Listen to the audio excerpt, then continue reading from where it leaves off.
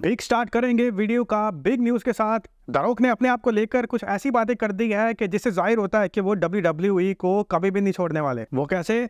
The rock actually UK में मौजूद थे और वहाँ पे वो अपनी आने वाली फिल्म रेड वन की प्रमोशन में मसरूफ थे। वहाँ पे इन्होंने एक इंटरव्यू दिया है और इस इंटरव्यू में इन्होंने WWE को लेकर कुछ बातें की हैं।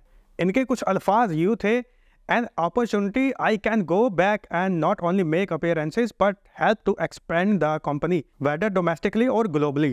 I always go back. It's also part of my obligation that I happily do. इन्होंने कहा है कि मैं WWE में सिर्फ अपीयरेंसेस करने नहीं जाता बल्कि मैं वो हर काम करने जाता हूँ जिससे WWE मजीद फैले, चाहे वो डोमेस्टिक हो या फिर ग्लोबली। मैं हमेशा WWE में वापस जाता हूँ और ये मेरा फर्ज है। द रॉक ने कहा कि WWE एक ऐसा प्लेटफॉर्म है जहाँ पे जल्दी किसी को कोई मौका नहीं मिलता, लेकिन मुझे मौका मिला और मैंने अपने आप को एक्सप्रेस किया। वो एक ऐसा रास्ता था जिसकी वजह से आज मैं इस मुकाम पे खड़ा हूँ। अब मैं एक डायरेक्टर बन चुका हूं और अब मेरा ये फ़र्ज़ है कि मैं हर वो काम करूं जिससे WWE मज़ीद फैले। द रॉक ने अपने इन अल्फाज से ये बात ज़रूर वाज़ा कर दी है कि वो WWE से चाहे जिस तरह भी जुड़े रहें, वो इससे दूर नहीं जाने वाले। द रॉक के दूसरे रुख की तरफ जाए तो ये एक विलन बन चुका है और ये OG ब्लड लाइन में फूट डाल सकता है। वो ऐसे कि रिपोर्ट्स आ रही हैं कि द रॉक ने पॉल हेमन को ख़रीद लेना है और फिर वो OG ब्लड लाइन के मेंबर रोमन रेंस को धोखा दे के सोलो सिकावा की ब्लड लाइन को ज्वाइन कर सकते हैं। फिर जब पॉल हेमन से सवाल पूछा जाएगा कि ऐसा क्यों किया, तो पॉल हेमन के पास ये जवाब होगा कि द रॉक ने इनको एक ऐसी ऑफर की थी जिससे वो इनकार नहीं कर सकते थे।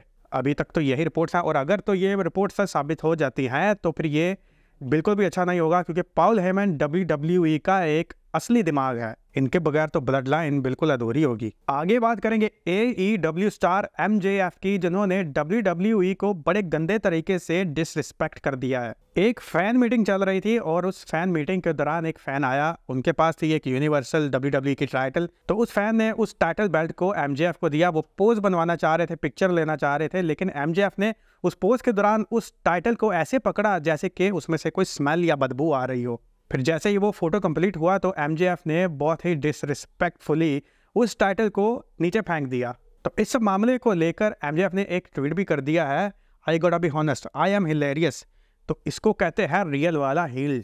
याद रहे MJF ने अपने रेसलिंग करियर का आगाज़ ही WWE से किया था, लेकिन इनको WWE ने सेलेक्ट नहीं किया था। तो शायद आज भी MJF के अंदर वो गुस्सा ताज़ा है और उसकी वजह से इन्होंने आज WWE के यूनिवर्सल टाइटल को डिसरिस्पेक्ट किया। भाई समंथा अरविंद को WWE की याद आने लग गई है।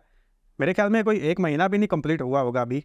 समंथा अरविंद ने सोशल मीडिया के ऊपर एक पोस्ट के रिप्लाई में बोला है कि is it too late to come back, यानी कि अगर वो वापस आना चाहती हैं तो क्या ये ज़्यादा देर तो नहीं हो चुकी।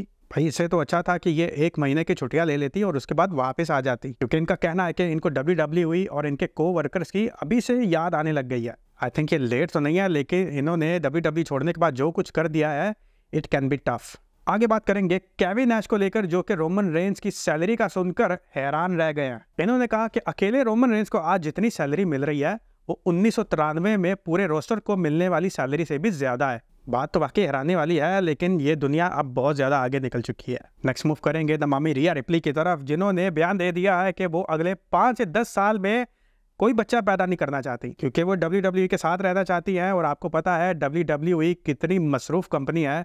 तो रिया रिप्ली ने कहा कि मैं अपने बच्चों को रोड पर छोड़कर यहाँ पे आके खुद काम करूँ, तो मेरी ऐसी सोच बिल्कुल भी नहीं है। तो एटलीस्ट अगले 5 से 10 साल ये बच्चे पैदा करने का इरादा बिल्कुल भी नहीं रखती हैं। तो आज के लिए इतना ही। आपकी सब के बारे में क्या राय है कमेंट बॉक्स में ज़रूर शेयर कीजिए। मिलते हैं अगले वीडियो में। सी यू नेक्स्ट टाइम।